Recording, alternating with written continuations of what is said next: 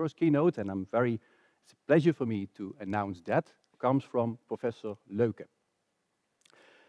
Professor Lowke is an expert on colloidal interaction, rheology, processing, and durability of concrete, as well as the technology of high-performance concrete and additive manufacturing. He studied civil engineering, and during his PhD, he studied the field of robustness of self-leveling concretes. From 2006 until 2017, he was the head of concrete technology at the Center for Built Materials at the Technical University of Munich in Germany. Since 2017, he has been the head of the Department of Building Materials at IBMB of the Technical University of Braunschweig in Germany as well. In between, in 2016, he was a research scholar at the University of California, Berkeley in the USA, doing research in the field of 3D printing with cementitious materials.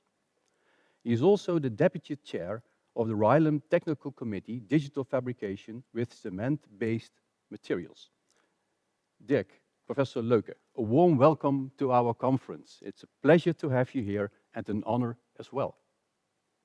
Thank you, Theo, and welcome, ladies and gentlemen. The pleasure is all mine, and I'm really honored to be speaking here today. If I read the title of your presentation, Professor Lowke, it is all about particle bed 3D printing. What we heard yesterday was something different, a series of wonderful presentations, but on a different aspect, on a different theme, much more on material deposition, more about extrusion or pouring in very thin molds. You do something different, and I really look forward to what your thoughts are on the characteristics of particle bed 3D printing, its advantages, and the state of the art to start with. Indeed, Theo, I believe particle bed 3D printing is somehow different, but before I start, I'd like to mention my co-authors. Inka Dressler, she's senior researcher at my group in Braunschweig, Daniel Vega, Daniel Thalke, and Christoph Gielen from Technical University of Munich, and Friedrich Herding and David Böhler. These two are PhD students in my group, and they are working on particle 3D printing. Let me start with a brief outline how particle bed 3D printing is classified in the vast number of today's additive manufacturing processes. With regard to concrete structures, we can distinguish between three main AM technologies. On the left, you can already see the open space techniques where the concrete is deposited by either extrusion or by spraying. And when we are using these deposition techniques, we firstly have to mix cement, water, and aggregates, and subsequently we extrude or spray the concrete and form the concrete element. The alternative I want to talk about today is the particle bed 3D printing or particle bed binding, where we selectively bind the particles in the particle bed.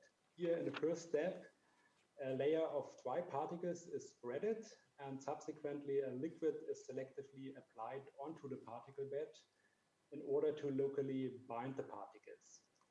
After finishing the printing procedure, then we have to delose the non-bounded particles from the particle, and finally we have built up our concrete element.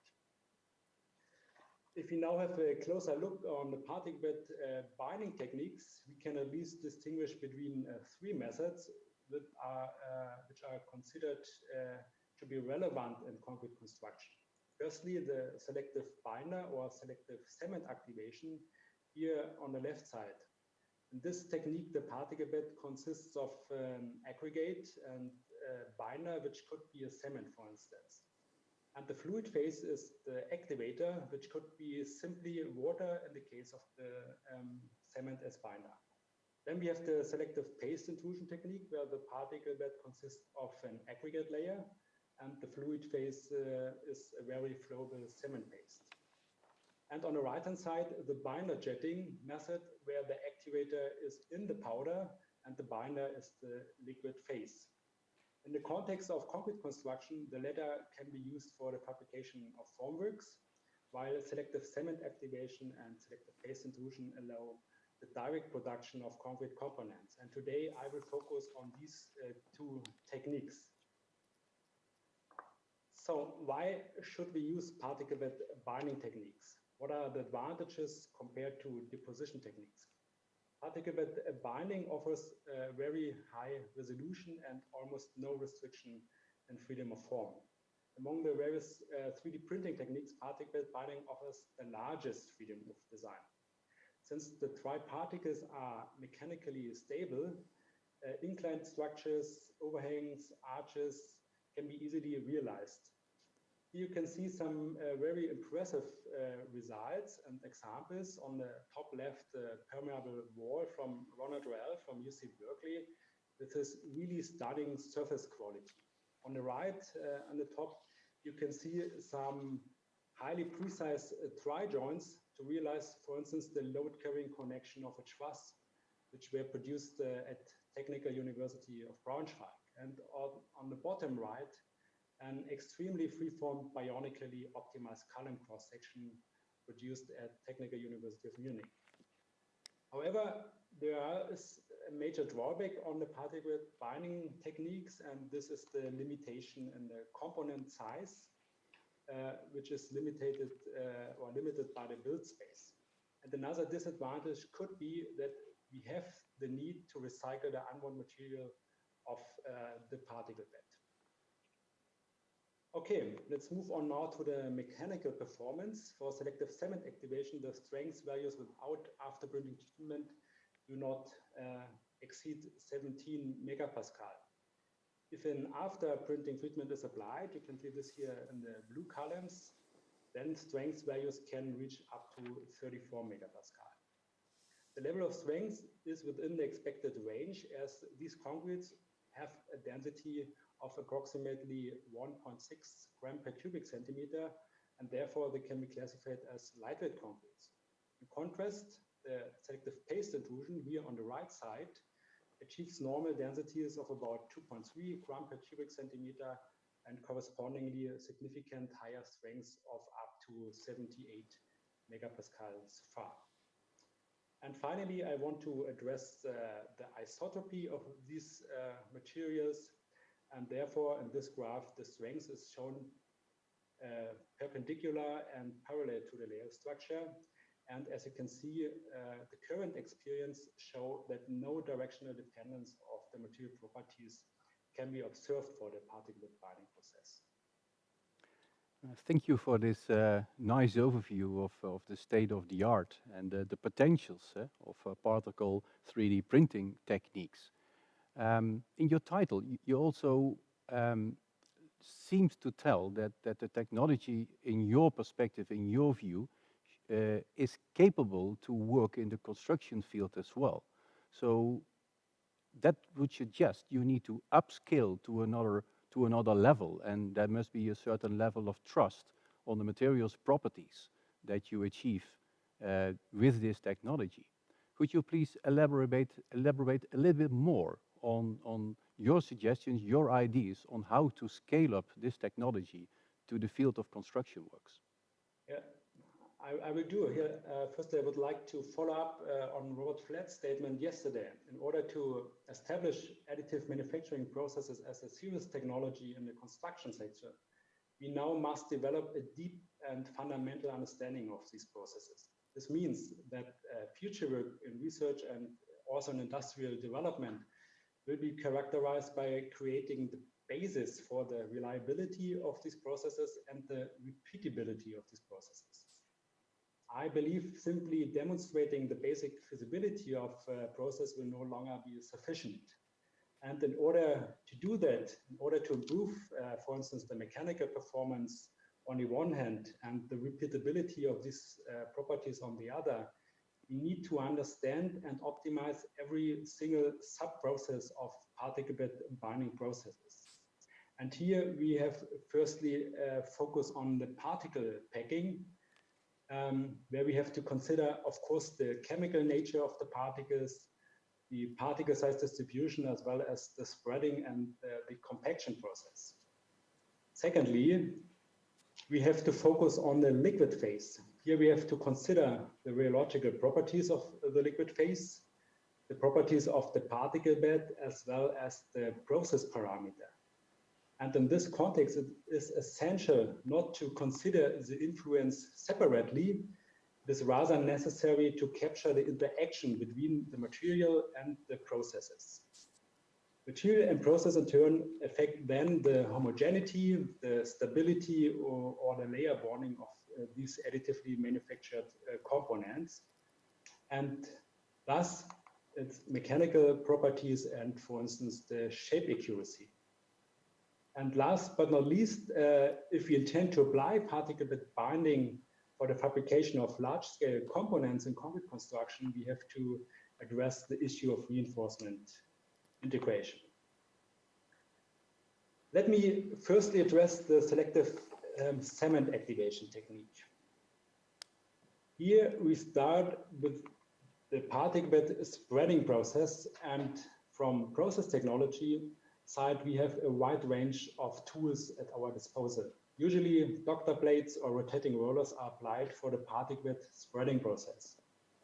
These tools significantly affect the packing density, the surface quality of the particle bed, as well as the number of particle percolation paths. And we could see in the state of the art, for instance, that components manufactured by the selective cement activation are characterized by a low density and strength. Thus, to increase the density and the strength, we have to increase packing density of the particle bed, as well as the number of percolation paths.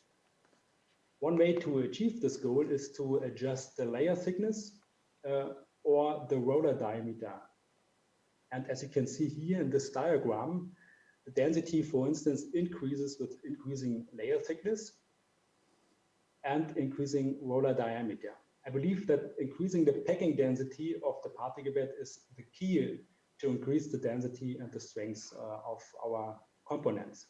Therefore, the focus of future research should be particularly placed on a specific compaction process of the particle bed process. Let me now continue to the process of liquid application. Here you can see the different patterns of liquid discharge from a nozzle depending on the applied pressure. Within the framework of a recently started research project, we are studying this phenomenon specifically for fluid application set up at the selective cement activation process. This project is a part of the recently started collaborative research center TRR 277 on additive manufacturing and construction, which was established at the Technische Universität Braunschweig and the Technical University of Munich. And if you look in the bottom line, you will find the logo of this TRR 277 AMC. And we would really appreciate if you would visit our homepage, of course, after this presentation. Okay, let me start to show you some slow motion videos of the liquid application process. Here we use the 220 micrometer nozzle and the flow rate of 3 millimeter per minute. And in this scenario, the water appears as small droplets on the surface of the particle bed. If you now let's have a look on a second video, here we just increase the flow rate up to 10 milliliters per minute. And you can see that the breakup length increases and the water now forms a continuous water jet. In the last scenario, we have now increased the diameter of the nozzle to 625 micrometers while maintaining the same high flow rate of 10 milliliters per minute. And now you can see the water again from droplets, but now with a larger diameter. As you can see, there's a complex relationship between nozzle diameter, flow rate, and the shape of the water jet. But if you now express the flow rate and the nozzle diameter as a flow velocity, we can see that there's a functional relationship between flow velocity and droplet size. With increasing flow velocity, we can see a decreasing droplet size. Furthermore, we can also identify a flow velocity at which there is a transition from a droplet shape to a continuous water jet, in our case here, at 1.5 meters per second. Well, this knowledge is now the starting point for the next sub-process, the impact and penetration of the water into the particle bed. Let me start here with the effect of the outlet velocity and the particle size on the roughness of the particle bed after the water has impacted the surface. Here we use the digital microscope to characterize the surface texture, and for the sake of simplicity, we have defined the maximum pit depth as the characteristic value for the surface quality. And as you can clearly see in this diagram, with increasing outlet velocity, the maximum pit depth increases. However, if you use coarser particles, as you can see here in the gray symbols, then the particle bed, so if we use the coarser particles in the particle bed, then we can really attenuate this effect. Ladies and gentlemen, now we will have a closer look on the water intrusion into the particle bed. Here you can see how a water droplet hits the particle bed and intrudes into the particle bed. In real time, this process takes about 0.25 seconds. And in these investigations, we are interested in the intrusion velocity and how we can control the intrusion behavior into the particle bed. In the first step, we focused on the effect of particle size and mixture proportion. And therefore, we investigated mixtures of cement and 3 types of aggregates, namely a fine, a medium, and a coarse quartz sand. And as you can see here, the intrusion velocity increases with particle size.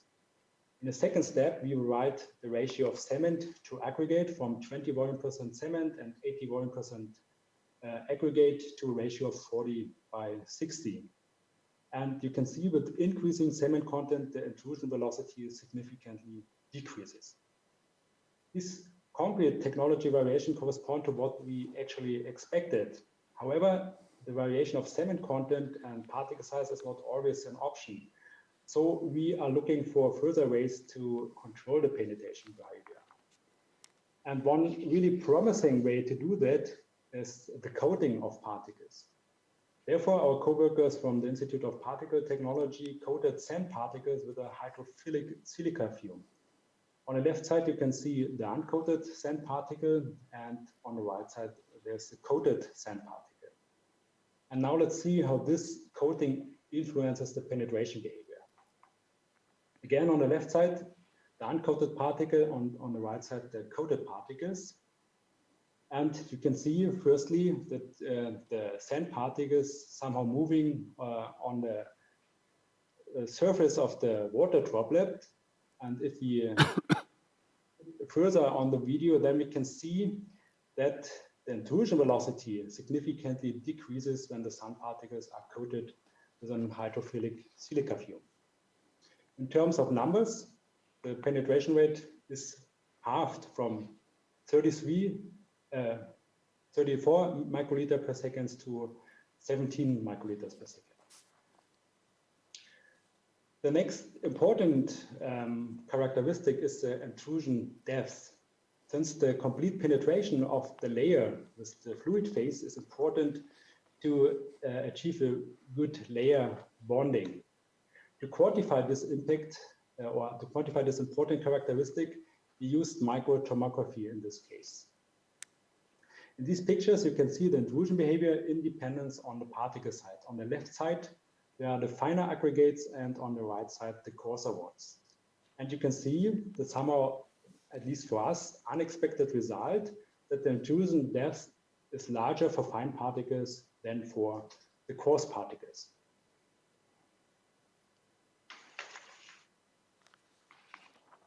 Okay, if you now plot these results as a function of particle diameter, we see a clear trend that the penetration depth decreases with increasing particle size. At the same time, however, the ratio of width to depth increases too, which indicates that the water is increasingly distributed horizontally as the particle size increases. I would now like to change the viewing angle slightly away from the observation of the individual mechanism to the macroscopic properties of the components. And to do this, I will start with a video showing the inner structure of a specimen manufactured by selective cement activation, captured by micro-CT. You can clearly see the layered structure caused by the manufacturing process. And to quantify these properties, we used the grayscales of the micro-CT images, as you can see here, to calculate a homogeneity factor. And the lower the difference in grayscale between each layer or between the layers, the higher the homogeneity of the cross-section. And here, exemplarily, you can see some of our results. If you're interested, please have a closer look to our paper and recent special issue of Cement and Concrete Research. But what you can see here is the effect of water-cement ratio as well as the effect of water jet pressure at the nozzle on the homogeneity of our specimens. And we can see with increasing water-cement ratio or decreasing water jet pressure, the homogeneity of the specimen significantly increases. This graphic should demonstrate that we are able to control the homogeneity by means of concrete technology or process technology parameters. Okay, let me now briefly say a few words about the selective paste intrusion method. In the selective paste intrusion method, the particle bed consists of a granular sand, and the selectively applied fluid is a cement paste. Recently, together with my colleagues Norman Hack and Harald Kloft, we have scaled up this concept to particles with a diameter of more than 30 millimeters. In this case, the fluid phase was a fine-grained shotcrete. And as you can see, the first results are quite promising in terms of mechanical strengths, because the printed structure can easily carry Norman's weight. I'm sure you will see more from this in the coming months. So what is the main challenge on selective paste intrusion or selective shotcrete intrusion?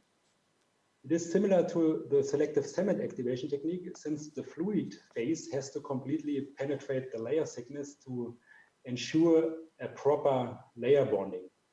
It was recently shown by Daniel Weger and co-authors that compressive strength increases with increasing penetration rate. To investigate the penetration behavior of the cement paste, you can perform simple penetration experiments and again use the micro-CT to quantify the results. Here you can see some examples. On the left-hand side, you can see how you can determine the penetration depth of the paste or the mortar. But with the aim of the computer tomography, we are also able, for instance, to quantify the packing density of our particle bed, as you can see here on the right-hand side. This is also a project which has just started, and the aim here is to numerically simulate the paste intrusion in the particle bed. And hopefully, we will see some results in the coming months. In recent years, this process was intensively investigated by Daniel Weger, and you can see some results of his work here.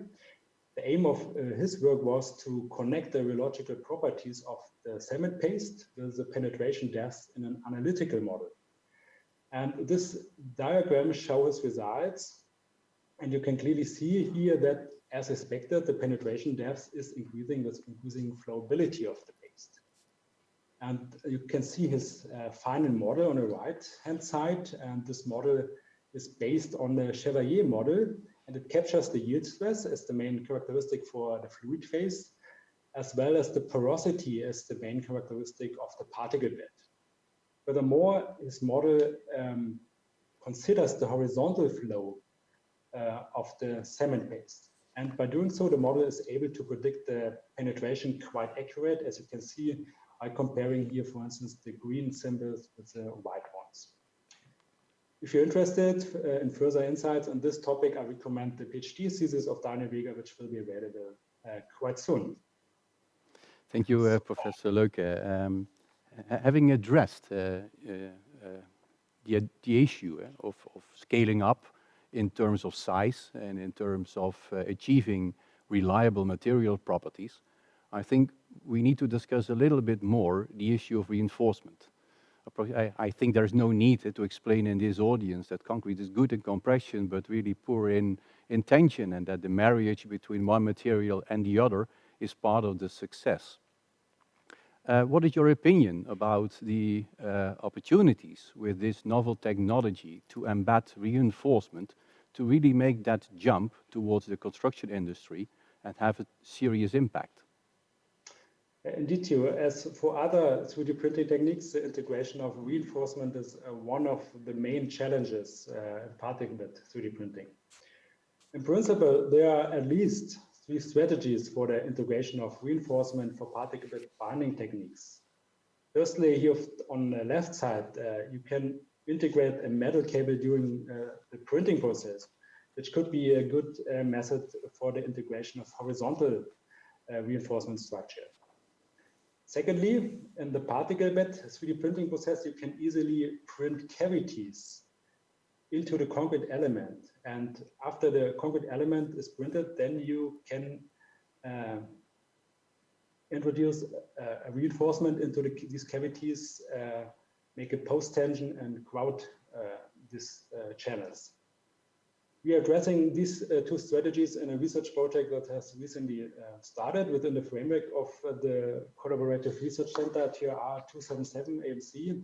And yeah, hopefully again, we will present our first results quite soon. But a third very interesting strategy is the simultaneous manufacturing of steel reinforcement by wire and arc additive manufacturing.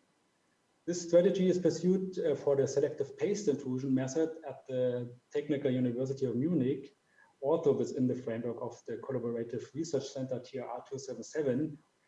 And in this process, the reinforcement is built up section by section before the printing of a concrete layer. The main problem, however, is the heat generated during the welding process. The temperature at the welding point exceeds 1,500 degrees Celsius. However, as you can see in the picture on the right side, preliminary tests show that by moving the weld point out of the particle plane by only 25 millimeter, the temperature load in the particle bed can be reduced to around 100 degrees Celsius without any further active or passive cooling strategies. So if you're interested in this special technique, then I refer to the presentation of Daniel Vega on Thursday in room D. Let me now conclude my talk. I believe particle bed 3D printing techniques are applicable in concrete construction. The main advantage of these techniques are their high resolution and the fact that they have almost no restriction in free form and freedom of form. For the selective paste intrusion technique, we have already very good material performance. In the case of selective cement activation, the density is about 1.6 gram per cubic centimeter, and therefore the strength is similar to lightweight concrete. To further improve the reliability of these techniques and the repeatability of the material properties, basic research on the interactions between material and process is needed, which I addressed in my talk. I think the most important are particle bed spreading and compaction process, the liquid application process, the liquid intrusion process, and the modeling of these processes. And last but not least, we need strategies, of course, for reinforcement integration into the particle bed. Finally, let me close my talk with thanking my group for the excellent work over the past years, and now I would be glad to answer your questions. Thank you, Professor Lowke, for this wonderful presentation, in particular the state-of-the-art overview that you gave us and would like to share with us. I'm with you that we can have a look at the questions that came in on the chat box, and some of them are closely related, of course, to the theme that you discussed on how to bring the technology to the industry. The first question on this topic is questioning that if you're aiming for an industrial implementation, would it be possible to reuse non-activated cement in this technology again? Of course, that's a very important point if you want to apply this technique in industrial applications. And we did not or no systematically investigations so far. But what we know is that we can at least reuse the materials for 3 times. But this is certainly a point we have to look to have a closer look on it. But I believe we can for the cement activation method, and of course for the selective paste intrusion method, there's no bigger issue because this is only aggregate and we can reuse it. Thank you. There's also a question in terms of costs, and particularly on the issue of nanomaterials. To be more precise with you, nanosilica is an expensive material and also could cause some issues related to health and safety. The question is if there are any other materials available that could replace this material.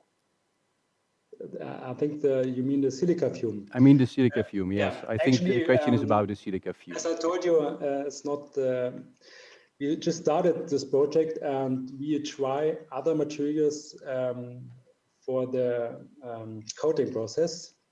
I will present these results as soon as they are available, but today I cannot give you an answer on that. But we believe this is a technique which could be beneficial for this process, and we don't believe we have to coat all the particles, but for instance, one fraction of the particles to control the liquid intrusion. A more technical question came in, and that's it's on the penetration. So, and the question is, could you comment on the scatter in penetration behavior of the droplets? Is that highly constant, or are there variations observed in your research?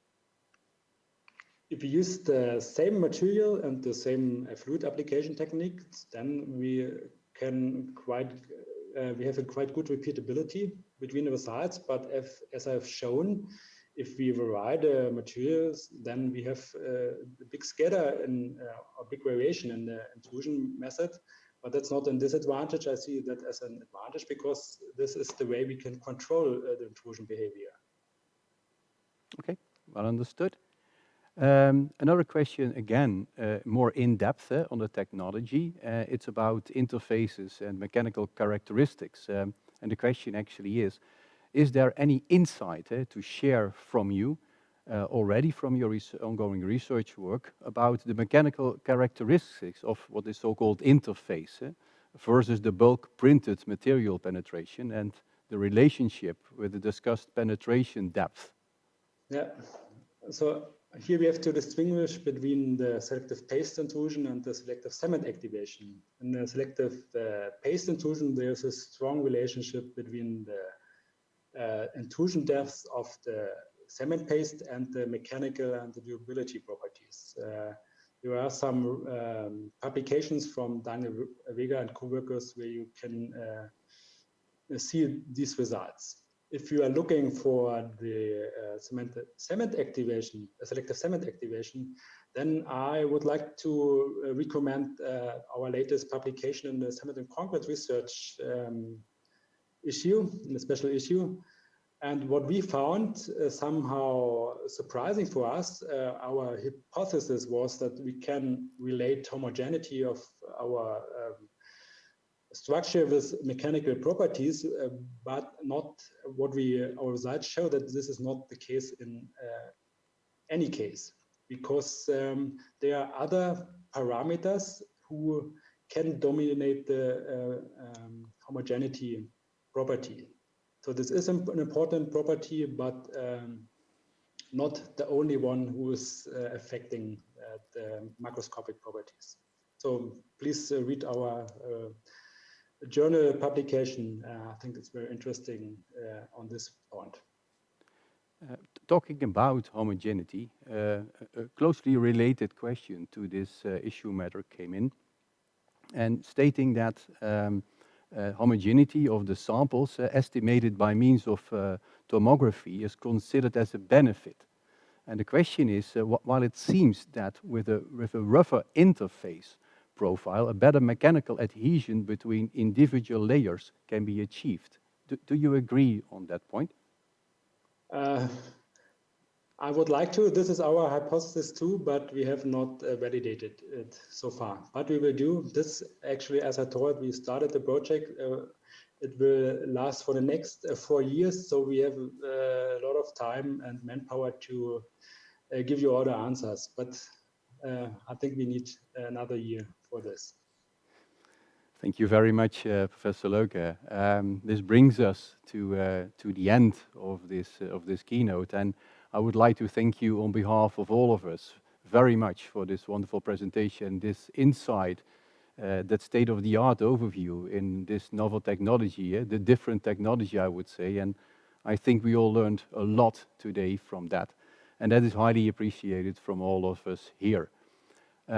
If there are many more questions, and there are many more questions that you would like to raise to Professor Lowke, what I propose is that after the second keynote, we all meet in room A with you, and I kindly invite you and all the others to be there and meet your peers and discuss the issue matter any further. Okay. Thank you again, Professor Lowke, for your presentation. It was my pleasure. Thank you.